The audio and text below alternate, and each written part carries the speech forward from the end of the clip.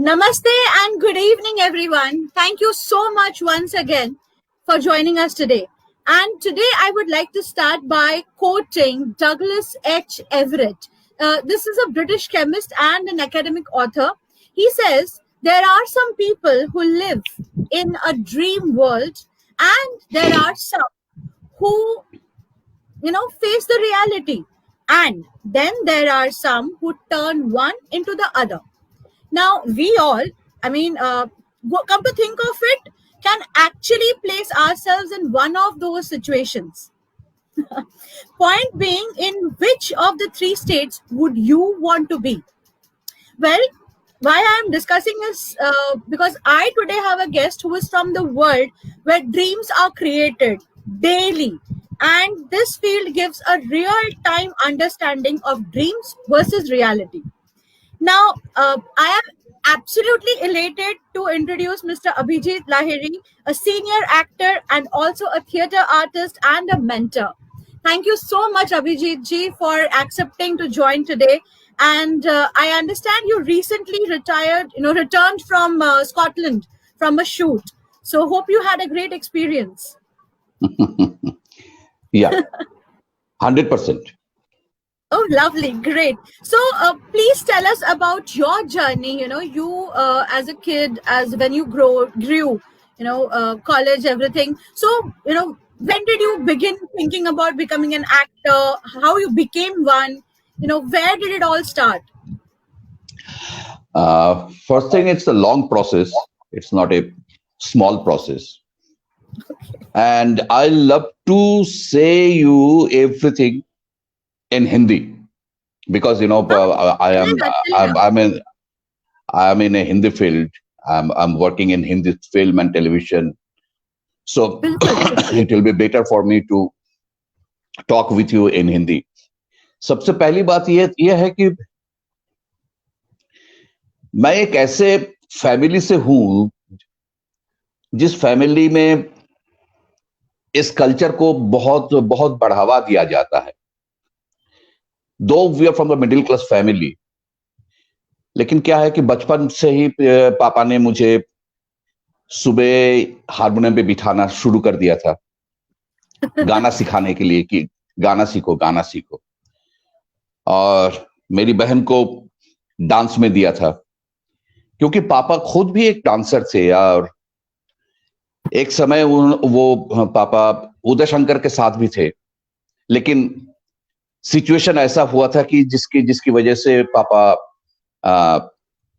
आगे नहीं बढ़ पाए थे, मतलब डांस को लेकर. तो पापा को छोड़ना पड़ा था वो सब.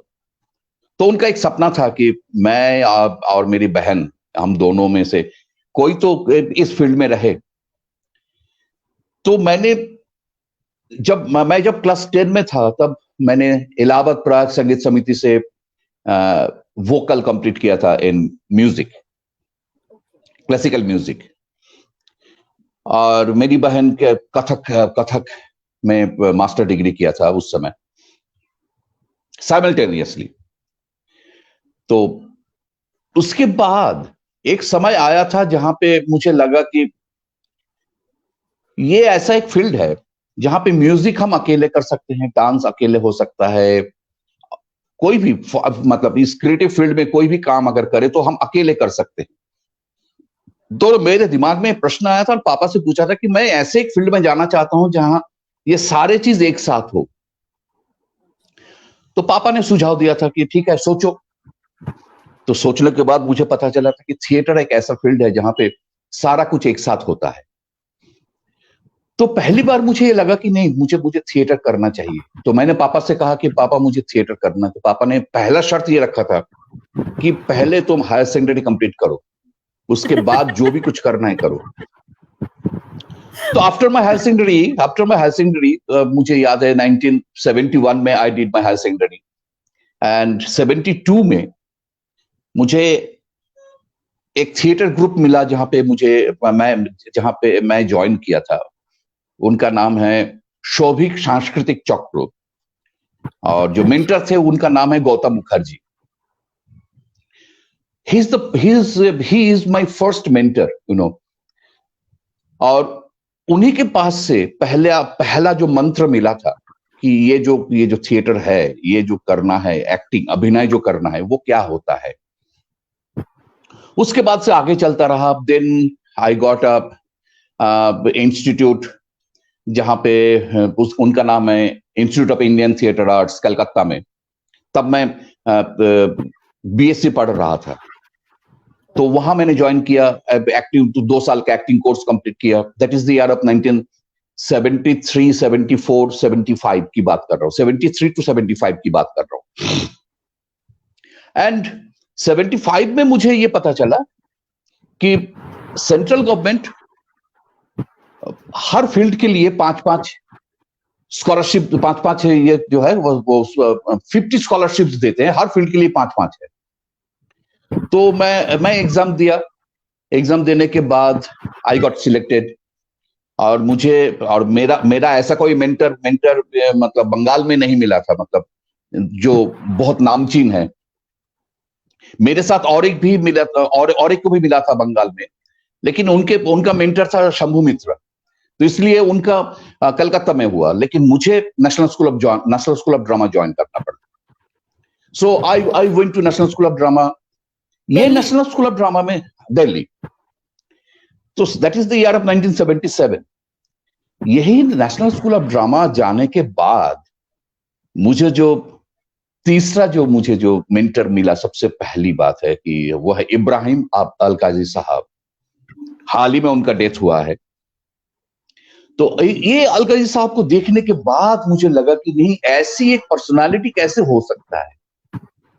वो 5 फुट 4 इंच, 4.5 फीट से 5 फीट के अंदर था, लेकिन कभी हम उनकी तरफ आंखों में आंख मिला के बात नहीं कर पाए थे। इतना मतलब पर्सनालिटी था उनमें, एंड ही इज अ भंडार ऑफ नॉलेज। तो वहां एनएसडी जाने के बाद मुझे पता चला कि ये जो है थिएटर जो है, ये सिर्फ एक्टिंग करने के लिए नहीं होता है, यहां बहुत कुछ सिखाया जाता है। ऐसा कोई सब्जेक्ट नहीं है जो सब्जेक्ट हमें पढ़ना नहीं पड़ा। आज भी हम कोई भी नई सब्जेक्ट मिलता है तो वो सब्जेक्ट हम पढ़ने की, जानने की कोशिश करते हैं कि इसमें क्या है, क्या मिलता है हमें। It's a knowledge, you know. और ये जो चीज है, अभिनय जो एक चीज है, ये चीज सपना दिखाता है, ड्रीम। कौन सा सपना? जो आंख खोल के देख सकते हो।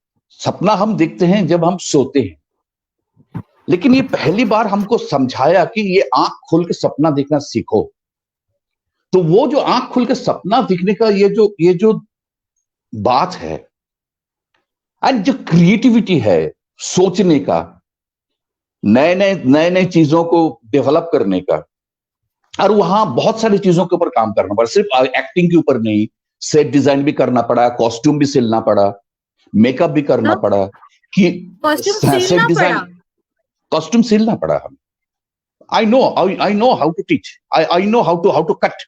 मतलब मुझे अगर किसी का शर्ट बनवाना है तो I can make it.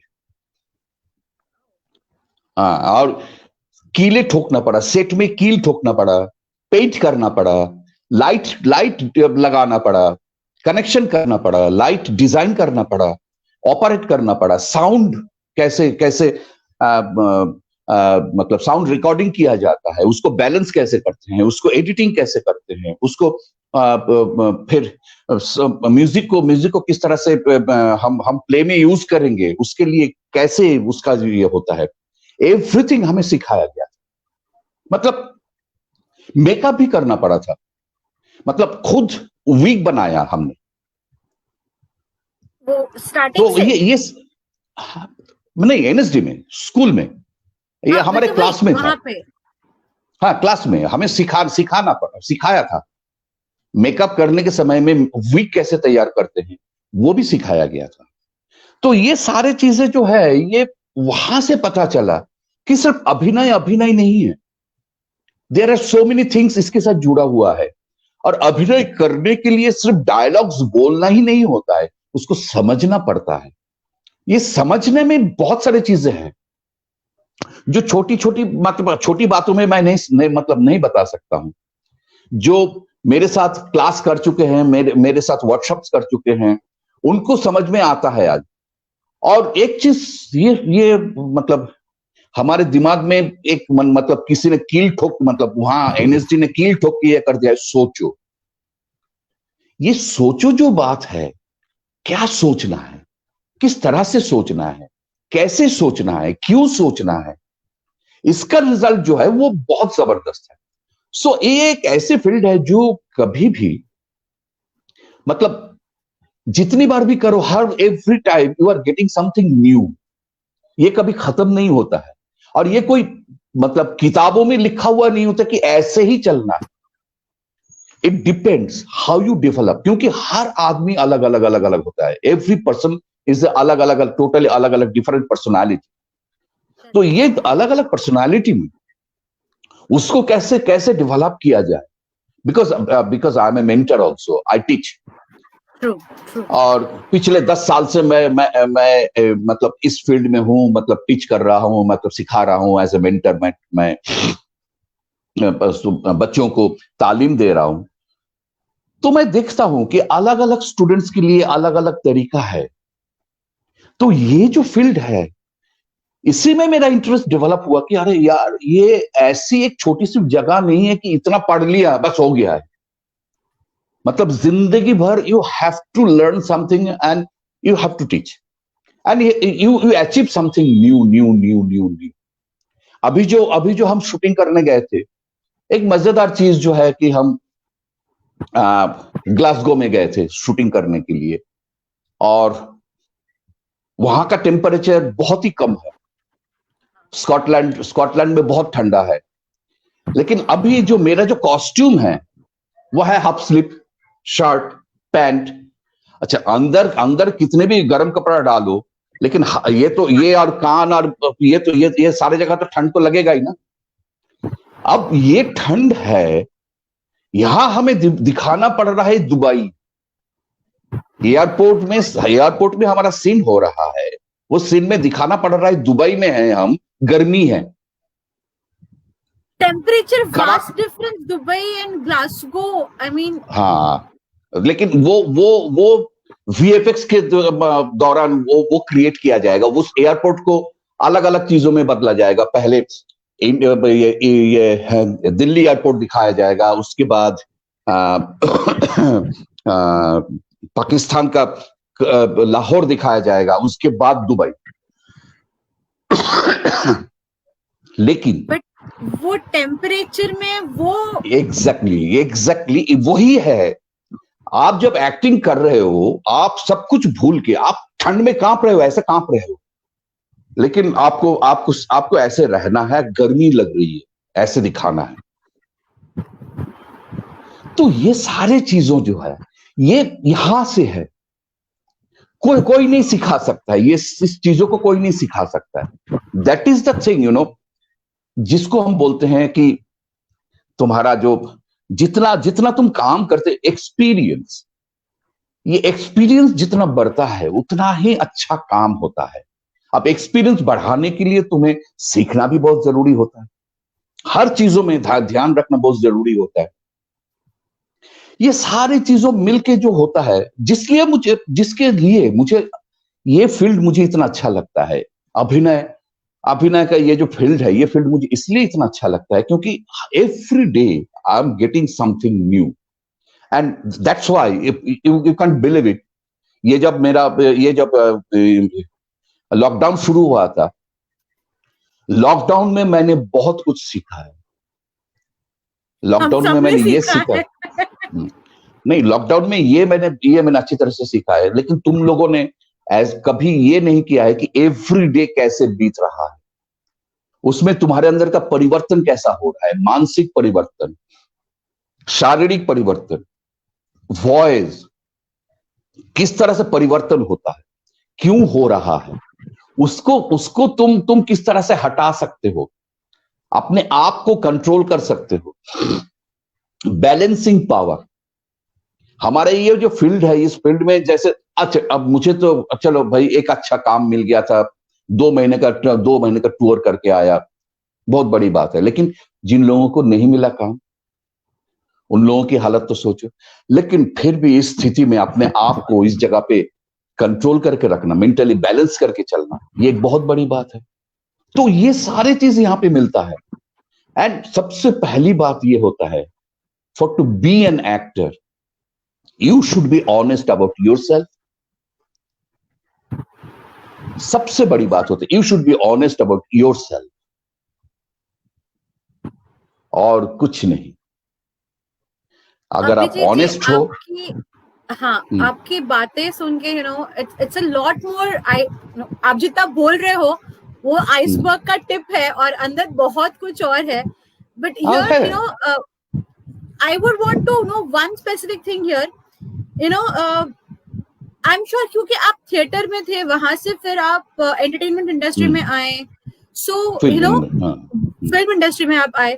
So what was that instigating point in your mind that told you कि नहीं, मुझे यहाँ से ये लेवल पे आना है, या I want to change this into a different field? नहीं, ये जो है एक चीज मैं बता दूं, मैं कभी भी फिल्म एंड टेलीविजन इंडस्ट्री में आना नहीं चाह रहा, मैं थिएटर करना चाह रहा, और मैं टिल 1994 तक मैंने सिर्फ थिएटर ही किया है।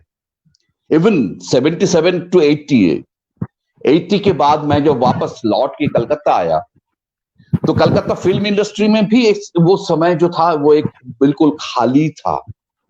उत्तम कुमार का डेथ हो चुका था, प्रसेनजीत भी इतना बड़ा एक्टर अभी जो जिस लेवल पे है उस लेवल पे नहीं था। तो मुझे उस समय बहुत फिल्म की ऑफर आया था, लेकिन मैं सबको यही बोला था कि I want to do theatre. तो मैं उस समय बंगाली फिल्म इंडस्ट्री में नहीं गया था। लेकिन जब मेरा 1994 में मेरा जब एनएसडी रेपर्टरी कंपनी जब खत्म हुआ, मैं एनएसडी रेपर्टरी कंपनी है कि नेशनल स्कूल ऑफ ड्रामा का एक ऐसा प्रोफेशनल विंग है जहां पे जाके आप थिएटर कर सकते हैं, and you will paid for that, monthly salary मिलता है आपको। लेकिन वो था हमारा 6 साल का कॉन्ट्रैक्ट। तो 6 साल खत्म होने के बाद 1994 में मैं पहली दफा ये रियलाइज किया कि अब मैं क्या करूंगा। तो 1 साल तो मैं एनएसडी के साथ अलग अलग जगह पे मैंने थिएटर वर्कशॉप किया। लेकिन थिएटर वर्कशॉप तब मेरा फैमिली हो चुका था, मेरा बेटा हो चुका था, मम्मी पापा मेरे साथ थे, फैमिली की जिम्मेदारी थी। लेकिन सिर्फ वर्कशॉप करने से, एक्टिंग वर्कशॉप करने से तो पेट नहीं चलेगा। एक वर्कशॉप मिलता है, उसके बाद 3-4 महीने के बाद और एक दूसरा वर्कशॉप मिलता है। तो मैंने ये सोचा कि अब मैं क्या करूं। That time I got a project, television serial. उस समय सिर्फ दूरदर्शन ही था, उस समय जी टीवी भी उस तरह से नहीं आया था, इतने सारे चैनल्स भी नहीं थे, सोनी भी नहीं आया था। तो I got a project, south में था, वो एक सीरियल था, उसका नाम था सहस्र फंड, जिसमें मुझे एक साउथ इंडियन ब्राह्मण का कैरेक्टर करना पड़ा था। And that was the first serial. उस सीरियल ने मुझे बहुत कुछ सिखाया था और मुझे बहुत सम्मान भी मिला था वहां से। और दूसरी बात है कि you know that I am a totally या नॉन वेजिटेरियन, लेकिन मैं ऐसे कैरेक्टर कर रहा हूं, जहां पे साउथ में ब्राह्मण जो नॉन वेज खाते ही नहीं है। लेकिन यू कांट बिलीव इट, मेरे लिए वहां पे नॉन वेज आता था खाने में, दोपहर के खाने में, लंच में या डिनर में। एवरीडे नहीं आता था, लेकिन 2-3 दिन बाद मेरे लिए आता था। हाँ, तो ये जो सम्मान मिला, नॉट ओनली दैट, उस समय अभी भी I am a smoker, you know that. तो मेरा सीन होने के बाद, खत्म होने के बाद, उसी ड्रेस में होता था साउथ इंडियन ब्राह्मण के, यहाँ से इतना लंबा चोटी होता था। You have seen that photo. And you smoked. And मतलब जब मेरा शूट नहीं होता था, मेरा जब ईयर होता था, आई एम स्मोकिंग, मेरे हाथ में सिगरेट के पैकेट होता था, आई एम स्मोकिंग। तो लोग पीटा नहीं। लोग मुझे अरे यार, मुझे अरे सर, आप अभी एक कैरेक्टर, आप अभी इसमें हैं, आप इसको सिगरेट को तो छुपाइए। मैंने कहा देखो भाई, सीधी बात है, जब मैं वहां पे मैं शॉट दूंगा, वहां पे मैं एकदम साउथ इंडियन ब्राह्मण हूं, लेकिन मैं तो अभिजीत लहरी हूं ना, तो इसको क्यों भूल रहे हो? तो ये जो है ना, ये जो एक खेल था, वहां से मुझे, उसके बाद मैं जब दिल्ली आने के बाद मुझे 2 प्रोजेक्ट मिला था। एक था सोनी के लिए, एक था जी के लिए। सोनी के लिए था घाव, जो दिल्ली में शूट हो रहा था, और जी के लिए था 9 मालाबार हिल, जो मुंबई आना पड़ा, जिसके लिए हमें मतलब महीने में 15 दिन हमें मुंबई रहना पड़ता था। उसके बाद हम लोग फिर वापस जाते थे दिल्ली। ये 9 तो मालाबार आपकी हिल, ये एक मिनट, ये 9 मालाबार हिल, उसके बाद वो बहुत जबरदस्त सुपरहिट हुआ था। हाँ, then 9 we Malabar realise, Hill. I think it was the first serial of Z, something like that. हाँ First हाँ या हाँ, second कुछ. मतलब जी का ही था। मतलब मुझे ये याद नहीं है कि फर्स्ट है या सेकंड है, लेकिन जी तब नया नया चालू हुआ था। And 9 Malabar hill was the first serial जो सुपरहिट हुआ था। सो ये था, वो 9 मालाबार हिल करने के बाद हमें लगा कि भाई, अगर हमें काम चाहिए तो हमें मुंबई में ढूंढना पड़ेगा जगह।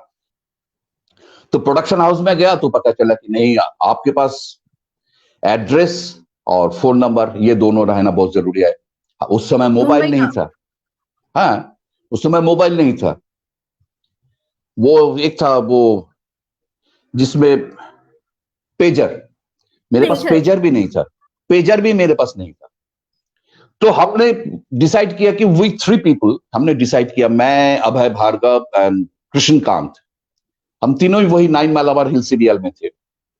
हमें तिकड़ी कहा जाता था, और हम बहुत फेमस हो गए थे। मैं, अभय भार्गव और कृष्णकांत, हम तीनों ही बहुत फेमस हो गए थे। तो हम तीनों ने डिसाइड किया कि ठीक है, तो चलो हम मुंबई में घर तो लेते हैं। तो वनराई कॉलोनी में 2 रूम लिया था। इसलिए लिया था, एक जिसकी भी फैमिली आएगी वो रूम यूज करेगा, बाकी सब लोग इसमें रहेगा। तो इस तरह से 2 साल करना होने के बाद 98 में मैं अपना फैमिली लेके आ गया था मुंबई में। तो ये जो है, ये यहां से मेरी serial and television and film की जर्नी शुरू हुई। एंड फिल्म में मेरा सबसे पहला काम था हंसल मेहता का एक काम था।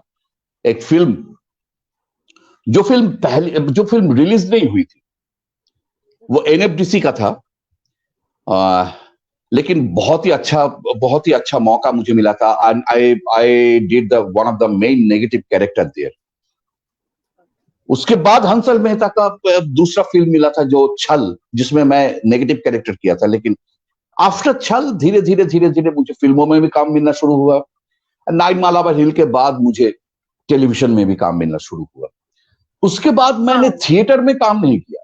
क्योंकि थिएटर इसलिए नहीं किया क्योंकि थिएटर करने के लिए जितना समय देना पड़ता है, वो समय मैं नहीं दे सकता। तो that is my Abhijeet ji, journey. थोड़ा सा यहाँ से एक ट्विस्ट ले रही हूँ मैं थोड़ा सा। आपने इतना कुछ बोला एक्टिंग के बारे में ना, your journey from theatre to film industry, and आज आप ऑलमोस्ट मोर देन 25-30 इयर्स हो गए होंगे आपको इस इंडस्ट्री में, फिल्म इंडस्ट्री में स्पेसिफिकली।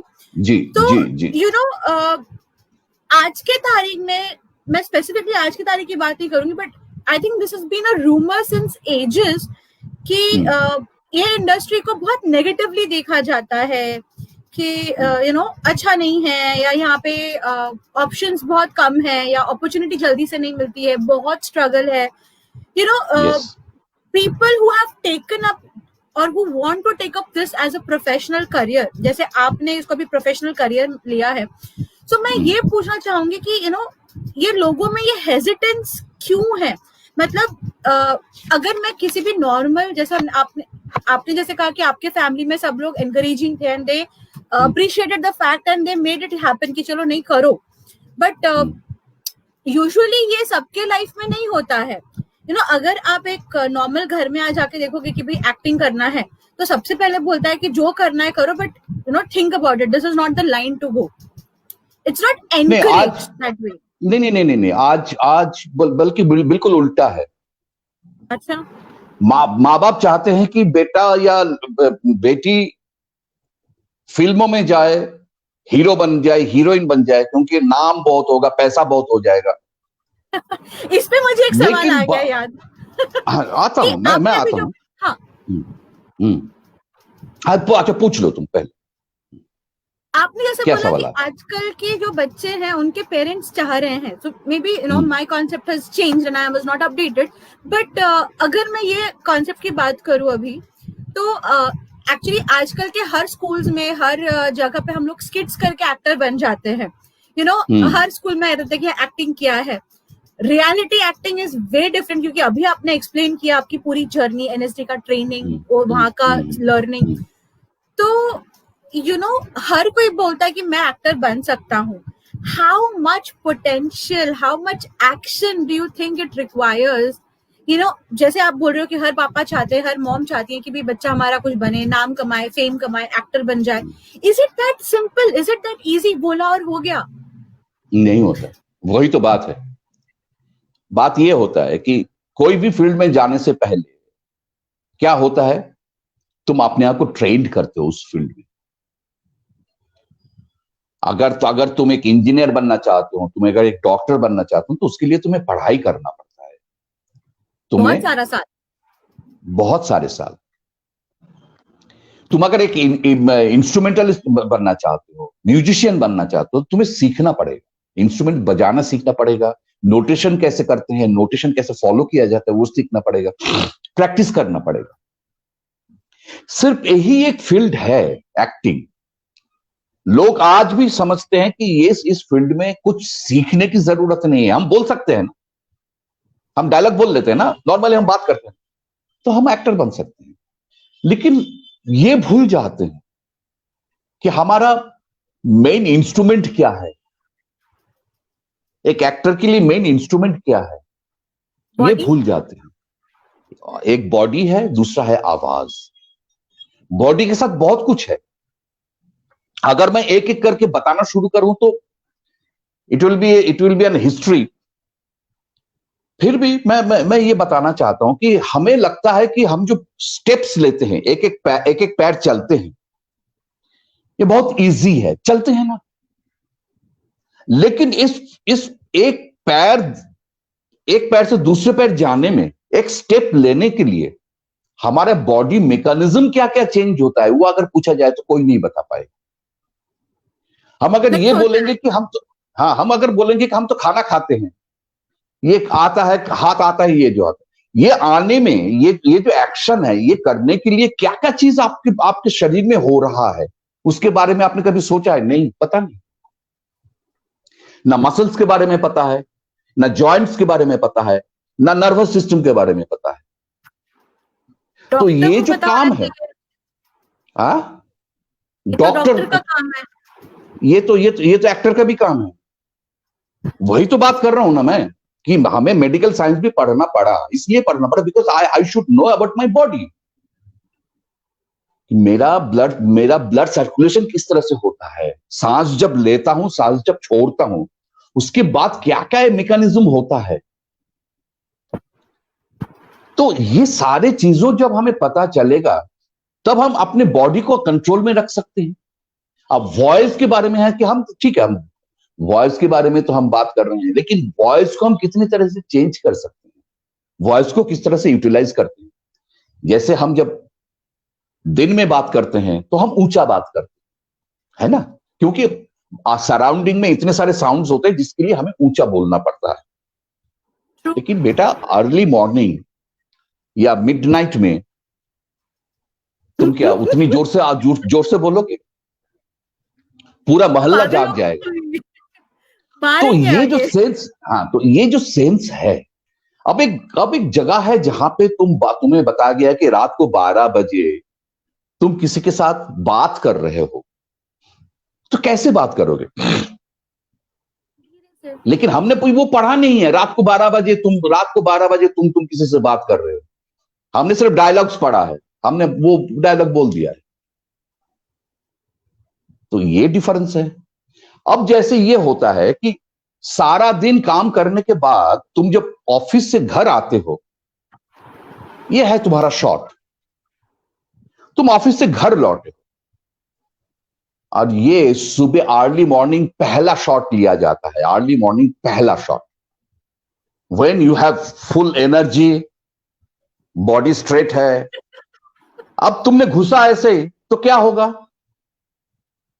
गया। तो ये सारे चीज, तो दीज आर द थिंग्स कि वो जो सोच, ये जो बोल रहा हूं मैं, सोचो, थॉट, ये थॉट अगर आएगा कि हमें समय क्या है, हमें कैसे बात करनी है, तब जाके हमें पता चलेगा कि हम अपने वॉइस को किस तरह से यूटिलाइज करेंगे, बॉडी को कैसे यूटिलाइज करेंगे। और ये जो एक है ना मेजरमेंट, हम टेप से मेजरमेंट करते हैं, हम आंखों से देख के बता देंगे कि ये मेजरमेंट में एक कमी है या दोनों सही है या अंदाजे नहीं। से बता देंगे। हाँ, अंदाजे से नहीं, बता हम देंगे। एकदम परफेक्टली बता देंगे। अब ये मेजरमेंट की बात जो है, ये एनएसडी में मुझे नहीं सिखाया है,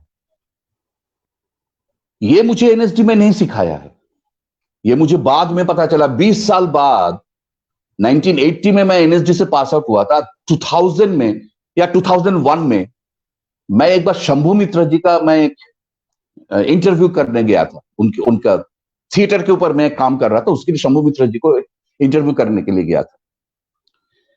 तो वहां शंभू मित्र जी का आंखों में जो चश्मा है, वो चश्मा बहुत पावर वाला चश्मा है। -8 या 9 होगा उनका ये जो पावर था, कितना पावर था मुझे नहीं पता।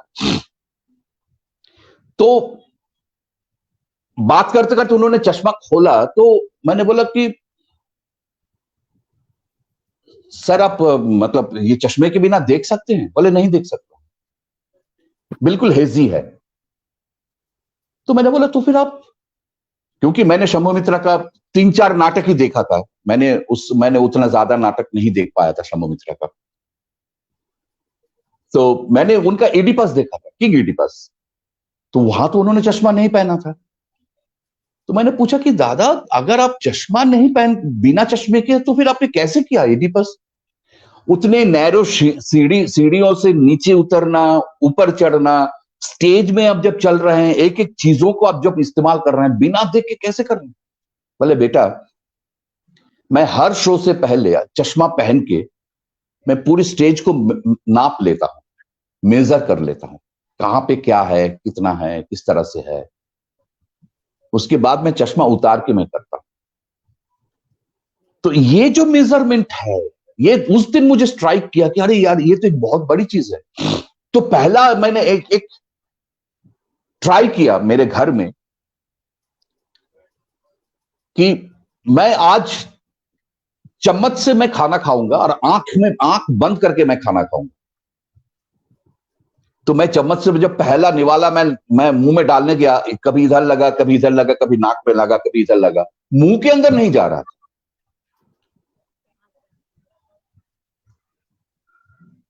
तो उसी समय पता चला कि दैट इज द मेजरमेंट। मैं हाथ को कहां से कहां लेके आ रहा हूं, that is the measurement I should know. मेरा मसल्स, मेरा जॉइंट, ये जॉइंट, ये मसल्स कहां तक आएगा, उससे हाथ यहां तक आएगा तो ये आ सकता है, ये आएगा। उसके बाद मैं खुद अपने घर को जानने की कोशिश,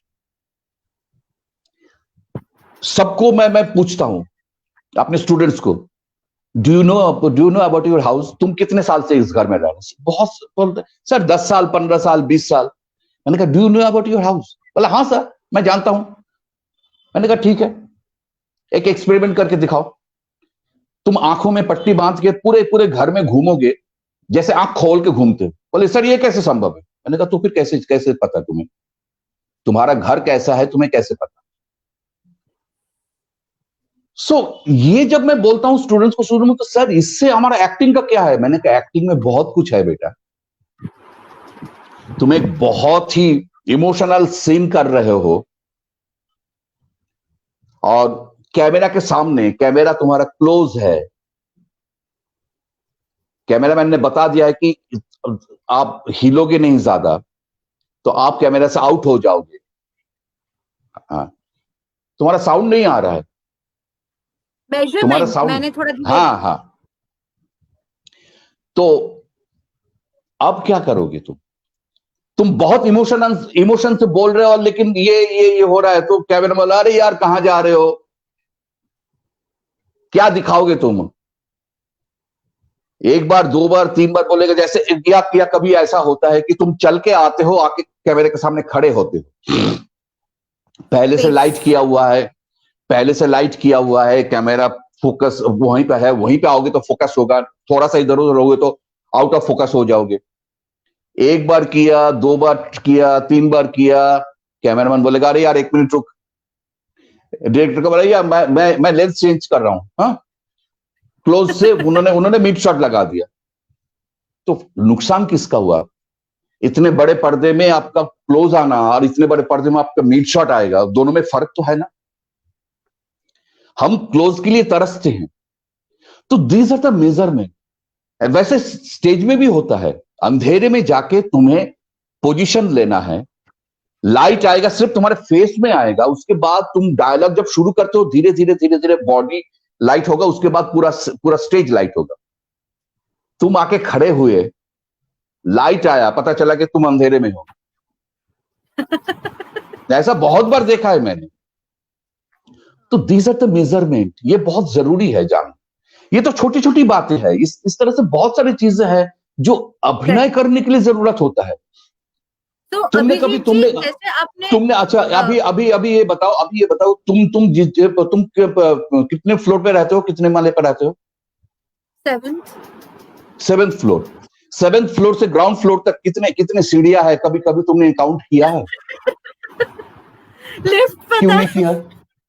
लिफ्ट अगर खराब हो गया तो? लिफ्ट अगर खराब हो गया तो? जनरेटर है, बैकअप है। कोई कुछ नहीं काम कर रहा है, कुछ नहीं काम कर रहा है, सब कुछ बुरा होता है। हाँ, तो इसलिए जानना बहुत जरूरी होता है। तो लेकिन हमारा ये है, हम कहीं भी जाते हैं, पहले हम हर जगह को, जैसे हमें पता है कि हमारे सोसाइटी में एक एक फ्लोर में कितने कितने सीढ़ियां हैं, ये भी एक जानकारी बहुत जरूरी है। That is called knowledge. तो अंधेरे में भी तुम हाँ, बोलो। आई एम सॉरी, क्योंकि हमारे पास टाइम भी बहुत लिमिटेड है, बहुत बट कम कुछ है। चीजें हाँ, हैं हाँ, जो हमें डिस्कशन करनी है। हाँ, सो बोलो आपने बोलो। जो चीजें बताई वो तो कोई भी, आई एम श्योर अगर कोई स्टूडेंट या कोई टू बी एक्टर ये अभी एपिसोड देख रहा होगा, यहाँ पे हमारा शो देख रहा होगा, so I am sure they have got a lot of basic information जो आपने दिया है एंड डिटेल में आपने बताया है, which is really an eye opener. I am sure ये कोई सोचता ही नहीं होगा, बट बिल्कुल नहीं सोचता। करेक्ट। बट इस इंडस्ट्री में हम मोस्टली जो बात करते हैं वो है डायरेक्टर्स, वो है एक्टर्स, बट इसके अलावा क्या क्या रोल्स इस इंडस्ट्री में है जो इम्पोर्टेंट है, जो people are not aware and these roles are not highlighted also. But किसने कहा नहीं है? किसने कहा नहीं है? सेट डिजाइन जो करते हैं वो क्या वो उनका जो काम मैंने इस बार सबसे ज्यादा देखा मैंने, क्योंकि हम सब एक साथ थे, एक जगह में थे, तो देखा कि 2 दिन में उन्होंने पूरी एक जगह को पूरा दूसरे जगह बना दिया within 2 days। Costume designer, makeup में देखोगे, if you see Lara Dutta in this film, she did the character of Indira Gandhi. तुम देख के चौंक जाओगे कि क्या क्या मेकअप है लारा दत्ता। मैं दिखा नहीं सकता क्योंकि अभी मना है, जब तक फिल्म रिलीज नहीं होगा तब तक हम वो पिक्चर नहीं दिखा सकते। लेकिन ऑब्वियसली मैं ये बात कहूंगा कि लारा दत्ता का जो मेकअप मैंने देखा, लारा दत्ता जिस तरह से एक्टिंग, लेकिन जब फिल्म आएगा तो तुम देख लेना कि एज इंदिरा गांधी लारा दत्ता एकदम परफेक्टली ऑल राइट। मतलब हम लोग भी, लारा दत्ता जब एंट्री लेती थी तो हम लोग भी खड़े हो जाते थे मैडम करके, एंड उन्होंने किया ऐसा। डिटो इंदिरा गांधी, उनका देखने का तरीका, बोलने का तरीका, चलने का तरीका, बैठने का तरीका, बात करने का तरीका, सब कुछ शी स्टडीड। मेकअप पूरा चेंज्ड। वो तो मेकअप तो है ही, उसके अलावा भी शी स्टडी। 2 महीना उन्होंने इंदिरा गांधी को स्टडी किया। तो ये तो चलो ठीक है, एक एक जीता जागता कैरेक्टर है, उसके लिए है। लेकिन जहां पे नहीं है वहां पे you have to imagine all those things, तो किस तरह से अभिजीत जी, बोलना जो है। हायरार्की की, हाँ, तो ये जो आप बोल रहे हो ना कि एक एक एक्टर का ग्रोथ आप बता रहे हो, आई एम श्योर आपका भी ग्रोथ हुआ है, पर जैसे बाकी के इंडस्ट्रीज है वहां पे कैसे एक जॉब होता है, एक रिस्पॉन्सिबिलिटी होती है, एक रोल्स एंड रिस्पॉन्सिबिलिटीज डेजिग्नेशन दिया जाता है, यहाँ पे वो सारी कुछ नहीं है। तो यहाँ पे ग्रोथ मेजर कैसे करेंगे इंडिविजुअल का? क्या ग्रोथ मेजर होता है, वो डिपेंड करता है कि आप कितना अच्छा काम कर रहे हो। जैसे या जो जो जो सेट डिजाइनर की जो बात कर रहा हूं, जिन्होंने जिन्होंने पूरा पूरा सेट डिजाइन किया है, एक एक चीज को 1984 को प्रेजेंट करने के लिए, उस समय की जो टोटल एनवायरनमेंट को करने के लिए उन्होंने एक एक चीज को उन्होंने फॉलो किया है। तो that's everything is education. You have to educate yourself. कोई भी फील्ड हो, आज कॉस्ट्यूम भी करो तो कॉस्ट्यूम में भी बहुत सारी चीज है जो जब तक आप कॉस्ट्यूम डिजाइन नहीं करोगे तब तक आपको समझ में नहीं आएगा। एक अच्छे कॉस्ट्यूम डिजाइनर के साथ काम नहीं करोगे तो तब तक आपको समझ में नहीं आएगा कि क्या क्या सीखना चाहिए, किस तरह से आप स्टडी करोगे। क्योंकि ये मैंने पहले ही बोला कि ये जीता जागता सपना है। हम सपना देखते हैं, आंखों से आंख खोल के सपना देखना सीखना पड़ेगा। जब तक हम सपना देखना नहीं सीखेंगे नहीं हो सकता है। एंड एक्टिंग के लिए भी है, यू हैव टू लर्न। आपको सीखना पड़ेगा। जैसे मैं एक बात बताना चाहता हूं कि एक नॉर्मल डायलॉग है, मैं अभी तुमसे नहीं बात कर सकता, मैं अभी तुमसे बात नहीं कर सकता। कितने तरीके से बोल सकता हूं? मैं अभी तुमसे बात नहीं कर सकता, मैं अभी तुमसे बात नहीं कर सकता, मैं अभी तुमसे बात नहीं कर सकता हूं, मैं अभी तुमसे बात नहीं कर सकता हूं। इंटोनेशन, मीनिंग चेंज हो जाता है। मीनिंग चेंज हो जाता है, अभी ये मीनिंग, अभी मीनिंग जो चेंज हुआ है ये किसके ऊपर डिपेंड करेगा? पहले क्या बोला है? नहीं, पहले क्या बोला है किसी ने, मैं ये बात क्यों कर रहा हूं? हाँ, अभी इंपॉर्टेंट है या मैं इंपॉर्टेंट है या तुम इंपॉर्टेंट है या बात इंपॉर्टेंट है? कौन सा इंपॉर्टेंट है? तो इंपॉर्टेंस के लिए तो हमें देखना पड़ेगा ना कि इससे पहले सीन को लेके क्या हुआ है। तो लेकिन वो हम नहीं करते हैं। और ये है कि एक मैं अभी जाना नहीं चाहता हूं। अरे नहीं चाहता हूं का मतलब क्या है? नहीं के ऊपर जोर दे रहे हो तो मतलब क्या हुआ? नहीं चाहता हूं का मतलब क्या है? कुछ और चाहूंगा। क्या मीनिंग क्या निकला? नहीं के ऊपर स्ट्रेस देने से, नहीं के ऊपर नहीं को क्या नहीं जाना है? मैं अभी तो मैं अभी जाना नहीं चाहता हूं, मैं अभी जाना नहीं चाहता हूं, मैं अभी जाना नहीं चाहता हूं। इसमें मीनिंग होता है, लेकिन मैं अभी जाना नहीं चाहता हूं। ये नहीं, ये मैक्सिमम बंगाली में भी देख लो, हिंदी में भी देख लो, सब में देख लो, ये मैक्सिमम आर्टिस्ट ऐसे बोलते हैं। ये है due to the lack of education. Education means in this field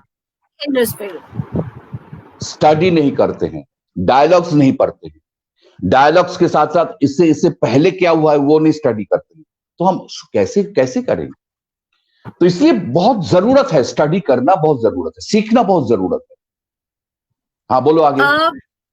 जैसे आप बोल रहे थे तो ये समझ में आता है कि इंडस्ट्री में अगर ग्रो करना है तो constant learning is very important. आपको बेसिक नॉलेज के साथ साथ डिटेलिंग की बहुत जरूरत है, और आपका ग्रोथ कंप्लीटली डिपेंड करता है कि आप कितना सिंसियरली या सीरियसली अपने काम में अपने आप को लर्निंग में रखते हो, सीखते रहते हो। That is what you have said so far. हमारी बहुत अच्छी डिस्कशन चल रही है, बट लेकिन I have a limited time frame, so yeah, I'm tired of calling you Abhijit ji actually, and I'm tired of calling you Mr. Lahiri.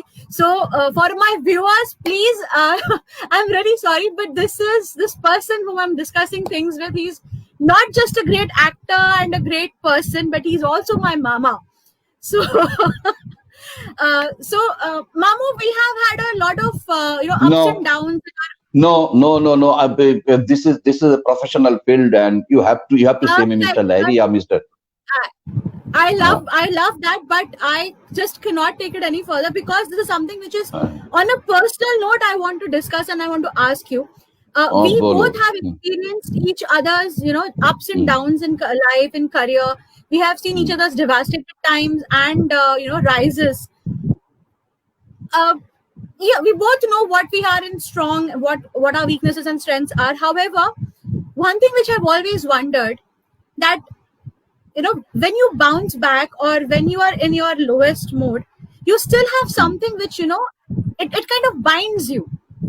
Be it professional, be it personal relationships. We have both been through ups and downs in our personal relations also, but something which I've always seen has that line has always been held by you. You have never let it fall. What is it? This is very important for me as well as I'm sure for a lot of people, because today in this pandemic situation and all this rough mode of life, everybody is going through a mental harassment movement or unwanted feelings and emotions they are facing. How do we hold that? What is that has always held you? आप क्या करते हो? एक गाना है, कल क्या होगा कुछ ना सोचो, मत सोचो, सोचने से कुछ नहीं होगा. और दूसरी बात, whatever may be the situation, be happy, chill yourself, chill करो. मैं उसी को मानता हूं, मैं इसीलिए आज भी मैं उतना ही स्ट्रांग हूं. मेंटली अपने आप दिमाग में उतना सारा बोझ मत डालो, क्या करेंगे, क्या सोच के कुछ फायदा नहीं. मैं इतना जानता हूं कि मरना है तो मैं मर जाऊंगा, कोई नहीं बचा सकता है मुझे, लेकिन अगर जीना है तो कुछ ना कुछ होगा. तो जीना है तो होगा. मुझे अगर मरना है तो कौन बचा सकता है? कोई नहीं बचा सकता है. ये जो सिचुएशन है, इस सिचुएशन में एक ही चीज को मैं बोल सकता हूं, वो है कि don't think anything else, be happy and focused in your work. जब तक तुम फोकस नहीं रहोगे, मेरे साथ ऐसी घटना बहुत बार हुआ है. शूटिंग के दौरान मेरे पिताजी का डेथ हुआ है, मेरे मम्मी का डेथ हुआ है, अभी मेरे ससुर जी का भी डेथ हो गया है on that time. लेकिन मुझे अपना फोकस तो रखना ही पड़ेगा. और मैं ग्लासगो से, मैं स्कॉटलैंड से, तो मैं इंडिया नहीं आ सकता था, संभव ही नहीं था. तो जब नहीं कर सकता हूं तो उसके बारे में सोच के क्यों अपने दिमाग को परेशान करूं. मैं भी वहां पे भी कठिन है, लेकिन आसानी से बोल रहे हो, for many people it is not possible. Yes. तो माइंड को उस तरह से तैयार करना बहुत जरूरी होता है. स्ट्रॉन्ग माइंड को तैयार करने के लिए वही है, whatever may be the situation, be happy. इससे अच्छा नहीं होना था मुझे. आज मुझे अगर 1 रुपया मिलना है तो 1 रुपया ही मिलेगा. मैं अगर 1000 रुपया की सोचूं तो नहीं मिलेगा. तो मैं अगर सोचूं अरे यार 1 रुपया मिला है तो फायदा क्या है? I am happy. ठीक है, 1 रुपया मिला तो है ना, 1 रुपया मिलना था मुझे, मिला है, बस हो गई बात खत्म. उसके लिए सोचने की जरूरत नहीं है. 1000 रुपया जब मिलने वाला है तो मिला, मुझे 1000 रुपया मिला, तो उसके लिए मैंने सोचा नहीं कि अच्छा मुझे 1000 रुपया, 5000 क्यों नहीं मिला. अरे नहीं मिलना है भाई, 1000 रुपया मिलना है. जब 5000 मिला था तो 5000 मिलेगा. उसके लिए सोच के मैं क्या करूं. तो ये अगर हम अपना माइंड को स्ट्रांग बनाएं तो you will be all right. अगर नहीं बना सके तो वैसे ही जूझते रह जाओगे, कोई फायदा नहीं होगा. सोचते रह जाओगे, जो काम करना है वो काम नहीं करके तुम सोच रहे हो अरे यार मैं क्या करूं, क्या होगा, क्या नहीं होगा, क्या फायदा है. Be happy.